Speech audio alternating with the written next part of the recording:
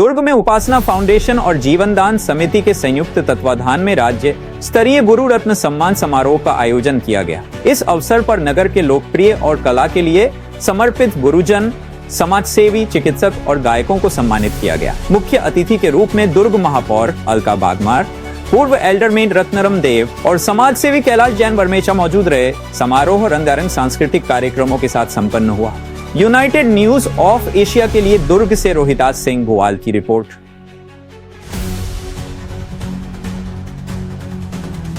उपासना foundation और जीवन दान समिति द्वारा जो प्रोग्राम आयोजित किया गया है, ये वास्तव में सराहनीय है, क्योंकि गुरु की आवश्यकता हमें हमेशा जीवन प्रयत्न पड़ती है।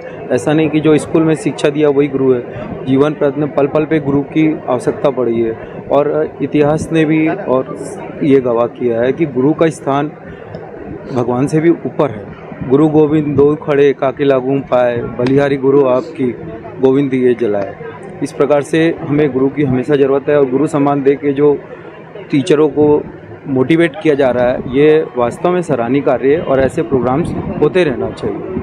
सुपर स्पेशलिस्ट सुबीर सिंह जी ने मुझे यहाँ उपासना फाउंडेशन के माध्यम से यहाँ पे आग्रह किया है आने के लिए। मैं रायपुर से हूँ।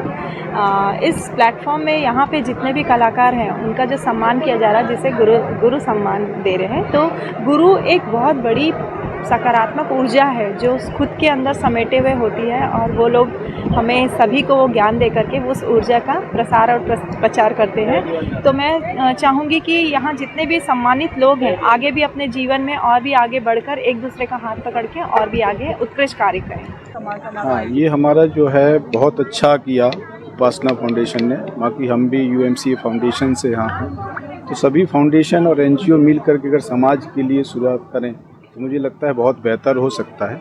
और यूएमसी फाउंडेशन का उद्देश्य है कि लोग समृद्ध बने तो भारत समृद्ध बनेगा। सुंदर का मतलब होता है, सुंदर भारत का मतलब है व्यक्ति का तन मन, तो घर में आने वाला धन सुंदर होना चाहिए, बिना रिश्वत के होना चाहिए। और स्वच्छ भारत का मतलब होता है केवल कूड़ा करकट तो होता ही है, उसको मतलब नहीं, लोगों की सोच में भी स्वच्छता होनी चाहिए। इसलिए हमारा फाउंडेशन उस पर काम करता है।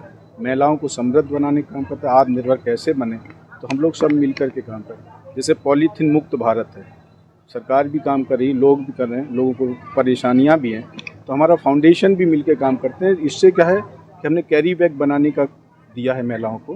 महिलाएं कैरी बैग बनाएंगी और हम ये जागरूक करेंगे लोगों को कि आप पॉलीथीन यूज ना करें, हमारे बने हुए जो कैरी बैग हैं उनको यूज करें। तो हम मॉल में भी पहुँचाने का काम करेंगे, दुकानों पर, लोगों के घर घर भी पहुँचाने का काम करेंगे। उपासना फाउंडेशन को मैं बहुत बहुत बधाई और शुभकामनाएँ देती हूँ कि इतना अच्छा कार्यक्रम, ये तो एक मंची कार्यक्रम है, लेकिन इस मंच के कार्यक्रम के द्वारा पता चल रहा है कि इन्होंने कहाँ कहाँ और कितना काम किया है। इसके बारे में हम प्रत्यक्ष तो नहीं जानते थे, लेकिन आज काफ़ी कुछ जानने को मिला। जीवन दान एक समिति है जो बेटियों को, महिलाओं को आगे बढ़ाने का काम करती है। इसमें रक्तदान भी है और जिस तरह से यहाँ कार्यक्रम हो रहा था, मुझे लगता है कि शिक्षक सिर्फ स्कूल के या कॉलेज के नहीं होते हैं, शिक्षक कहीं भी मौजूद हो सकते हैं। हर किसी में एक गुण होता है और उस गुण को हमको अपने आत्मसात करने की क्षमता होनी चाहिए। यहाँ तो ऐसा लग रहा है कि जो फाउंडेशन है उपासना फाउंडेशन, यहाँ गुरुओं से भरे पड़े हैं।